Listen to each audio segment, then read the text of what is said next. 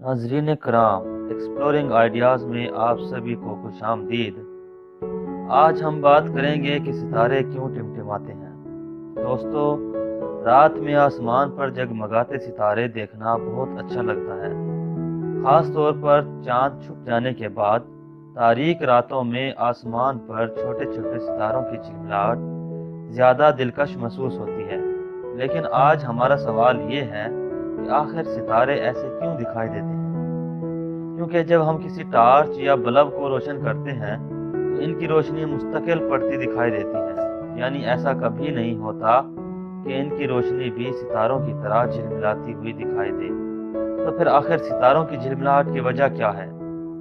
शायद आपको पता हो कि हमारी ज़मीन का एटमॉस्फेयर कई लेयर्स पर मुश्तमिल है और हर लेयर का टेम्परेचर और हवा की डेंसिटी एक दूसरे से मुख्तलिफ है। इस तरह जब कोई शय खला से ज़मीन में दाखिल होती है तो सबसे पहले उसे इन्हीं लेयर्स का सामना करना पड़ता है। सितारे ज़मीन से करोड़ों नूरी साल के फासले पर हैं। जब सितारों की रोशनी ज़मीन के एटमॉस्फेयर में दाखिल होती है और उसे भी यहाँ मुख्तलिफ लेयर्स के टेम्परेचर और हवा की डेंसिटी से गुजरकर रिफ्लेक्ट होना पड़ता है। इस तरह हर लेयर में से रोशनी मुख्तलिफ एंगल से रिफ्लेक्ट होती हुई कभी किसी लेयर में से ज़्यादा रिफ्लेक्ट होती है तो कभी किसी में से कम। यूँ जब ये रोशनी ज़मीन के सरफेस तक पहुँचती है तो हमें इन लेयर्स की वजह से झिलमिलाती हुई दिखाई देती है और हम जगमगाती रोशनियों को देखकर खुश होते हैं। अब आपके जहन में यह सवाल आ रहा होगा कि सूरज भी तो एक सितारा ही है, लेकिन ये टिमटिमाता दिखाई नहीं देता।